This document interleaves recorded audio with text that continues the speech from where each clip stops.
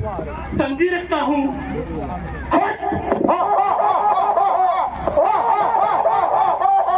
हनुमान, आप सचमुच सीता तक पहुँचे? हाँ प्रभु, इसमें मेरा कोई गौरव नहीं। ये तो आपका तेज प्रताप है जो मैं माता सीता तक पहुंचा और उनके दर्शन कर आया। हनुमान, मेरा मन करता है आपने जिन आंखों से सीता के दर्शन किए हैं, मैं उन्हीं आंखों में बैठकर उस छवि के दर्शन करूं, परंतु ये असंभव है। हनुमान, अब आप ही बताएं, सीता कैसी है, उसके दिन कैसे कट रहे हैं, वह मुझे याद भी करती है या नहीं? प्रभु, ये आप कह रहे हैं? ये कहिए, ऐसा कोई पल है जब माता सीता आपको याद ना करती हो? माता सीता ने तो अपने चारों ओर श्री राम का घेरा बनाया है और वो उस घेरे में ऐसे रखती है जैसे एक सीप के अंदर एक पवित्र मोती। भयंकर राक्षस उनको चारों पहर घेरे रहती हैं और रावण के नाम पर उन्हें डराती धमकाती रहती हैं। प्रभु, माता सीता जिस आकाश के नीचे सोती हैं, जिस जमीन पर रहती हैं, मानो उनके इर्द गिर्द केवल राम का ही नाम हो।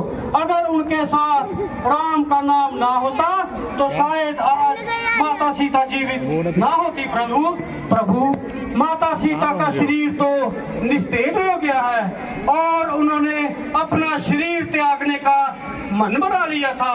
प्रभु, माता ने ये कहा, अब आने में अगर आपने जरा भी विलंब किया तो वह अपने प्राण त्याग देगी। प्रभु, अब आप विलंब ना करें। और वानर सेना के साथ मैंने कहा, जब मैं प्रभु को ये संदेश सुनाऊंगा तो प्रभु अवश्य ही महाराज सुग्रीव की वानर सेना के साथ लंका पर चढ़ाई कर देंगे और उस दुष्ट रावण का खात्मा कर देंगे और इस लंका को विध्वंस कर देंगे। अब हम और विलंब नहीं करेंगे। हनुमान, जो आपने ये कार्य किया है वह केवल गरुड़, बाजू और आपके सिवा कोई नहीं कर सकता। सीते, हम आ रहे हैं। सीते, अब हम और विलंब नहीं करेंगे। कल उत्तरा फाल्गुन नक्षत्र में जब चंद्रमा हस्त नक्षत्र पर होगा तब हमारी पूरी सेना युद्ध के लिए अग्रसर होगी। उस दिन जब वानर को पकड़कर इस सभा में लाया गया तो विभीषण का मत न होने से हमने उसकी मृत्यु को त्याग कर दिया।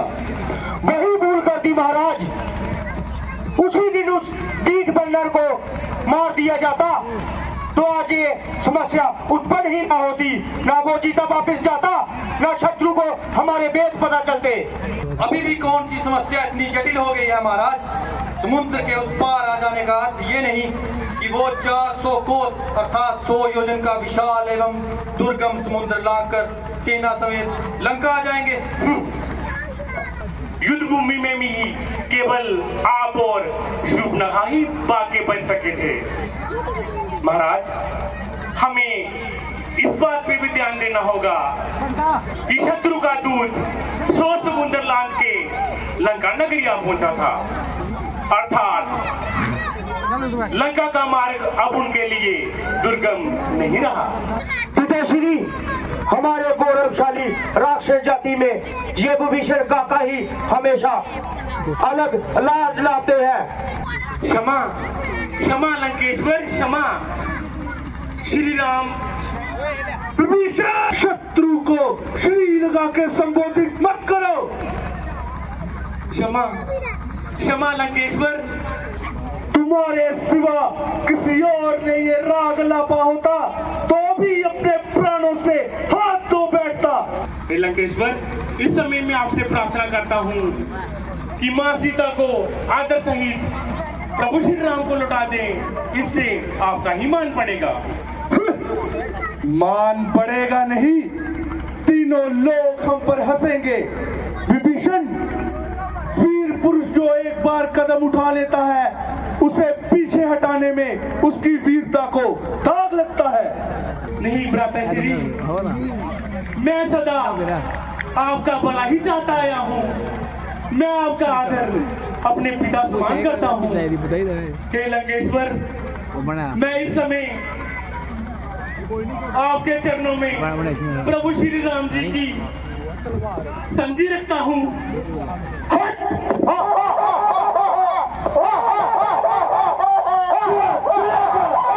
मेरी नजरों से दूर हो जा, मुझे दिखना मत।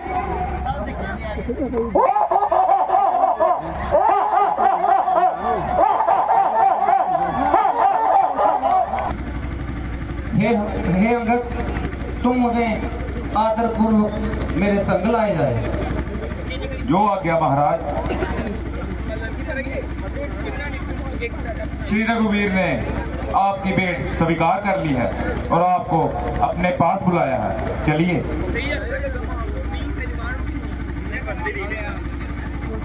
जय श्री राम, जय श्री राम। हे नाथ, मैं लंकेश्वर का छोटा भाई हे प्रभु, मुझ में सारे अवगुण हैं। मेरा जन्म राक्षस जाति में हुआ है। हे प्रभु, आप तो शरणागत बलहारी हैं। जिसे आपकी शरण मिल जाए उसके लिए मृत्यु और जीवन का पेड़ निकल जाता है। हे प्रभु, उन्होंने मुझे बहुत अपमानित किया। वहां से अपमानित और लज्जित होके मैं अपना घर बाहर, पत्नी, बच्चे, धन दौलत सब कुछ छोड़ के आपके पास आया हूँ। हे प्रभु, मेरी रक्षा करें, मेरी रक्षा करें और मुझे अपनी शरण में ले लें। मैं हमेशा के लिए आपका दास बनना चाहता हूँ।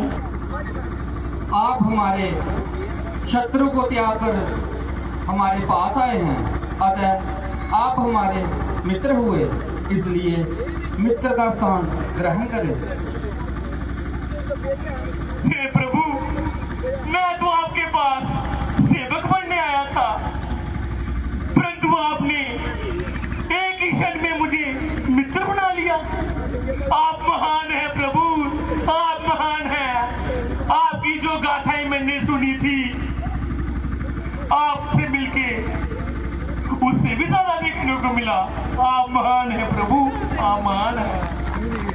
ये आपकी विनम्रता है। हे महासागर, भूतकाल इस बात का साक्षी है कि हम रघुवंशी सदा कुछ ना कुछ देते आए हैं, कभी किसी से कुछ लेते नहीं। आज पहली बार राम ने अपने अधिकार से तुमसे कुछ मांगा है, तुम्हारी जांचना की है। 3 दिन विधि पूर्वक तेरी पूजा की, परंतु तुमने राम की विनय और विनम्रता का कोई मोल नहीं रखा। आज तक संसार ने राम की कृपा देखी है, राम का कोप नहीं। लक्ष्मण, तुम मेरे बाण लाओ, धनुष और सर्पों समेत बाण लाओ। आज ये संसार राम का क्रोध भी देखेगा। ओम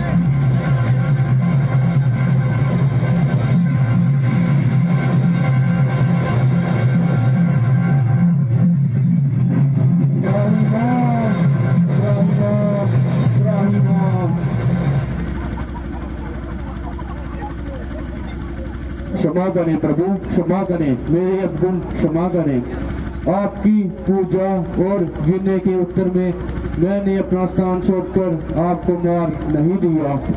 इसमें अवश्य मेरा दोष है, परंतु ये दोष तो आप ही का दिया हुआ है।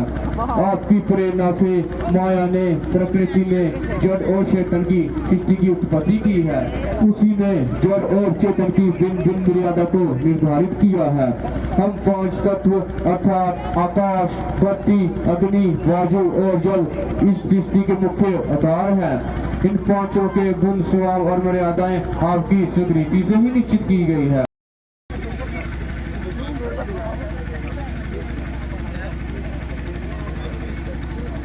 प्रभु, आपकी आज्ञा से पुल का निर्माण हो चुका है।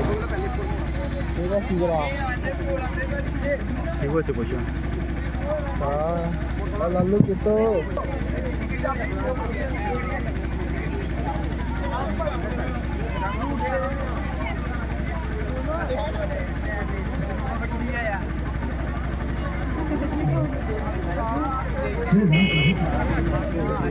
जोरदार तालियों से स्वागत। पुल का निर्माण हो चुका है।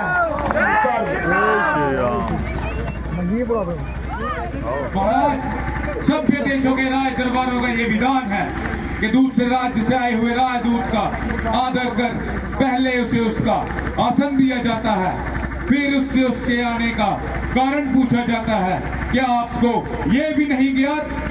मूर्ख, इतना भी नहीं जानता। राजदूत तो उसे कहा जाता है जिसे किसी राजा ने भेजा हो, वन से भेजे हुए भिक्षुकों ने नहीं। आप राजा की बात करते हैं लंकेश। मैं जिनका राजदूत हूँ वो तो राजाओं के भी राजा हैं, राजेश्वर हैं। वो केवल इस भूमि खंड के ही नहीं वरन तीनों लोगों के स्वामी हैं। देवताओं विधि के भी वही नायक हैं और मैं उन्हीं त्रिलोकेश्वर का श्री राम का राजदूत। यदि तुम्हें रावण की मित्रता नहीं चाहिए तो उसके क्रोध से डरो। हम तुम्हें यही मरवा देंगे। रावण, रावण, इस नाम को आप कितनी बार दोहराएंगे महाराज? जगत में कितने रावण हैं? कितने रावण के नाम मैंने अपने कानों से सुन रखे हैं। अब आप ही बताएं, आप इनमें से कौन से रावण हैं? मैंने तो ये सुन रखा है कि एक रावण राजा बाली को जीतने पाताल गया था, परंतु उसको बच्चों ने गुड़साल में बांधकर बहुत पीटा था। और एक रावण को सहस्त्रबाहु ने जीव जंतु सा कीड़ा समझ अपनी उंगलियों में दबोच लिया था। तभी पुलिस ऋषि ने आकर उसे छुड़वा लिया था। और एक रावण के बारे में कहने में मुझे संकोच आता है। कहते हैं मेरे पिता बानर राज बाली उसे अपनी काख में दबाकर कई मास तक अपनी पूजा करते रहे थे। अब आप ही बताएं महाराज, आप इनमें से कौन से रावण हैं? मूर्ख, मैं वही रावण हूँ जिसने कैलाश पर्वत को अपनी भुजाओं पर उठा लिया, जिसकी शूरवीरता को स्वयं उमापति ने स्वीकार किया, जिसके त्रिकोटि मात्र हिल जाने से नाग देव असुर किन्नर कांप उठते हैं। मैं वही रावण हूँ। मूर्ख, लंकेश, यदि तुम्हें अपने योद्धाओं की शक्ति पे बड़ा मान है तो मैं प्रभु श्री राम की ओर से तुम्हारे समस्त योद्धाओं को यह चुनौती देता हूँ। मैं अपना ये पैर तुम्हारे इस दरबार में दबा देता हूँ। यदि तुम्हारे योद्धाओं में से किसी ने भी मेरे इस पैर को धरती से उठा दिया तो मैं प्रभु श्री राम की ओर से तुम्हें ये वचन देता हूँ कि वह अपनी हार स्वीकार कर लंका से वापिस चले जाएंगे। जय श्री राम। जय श्री राम।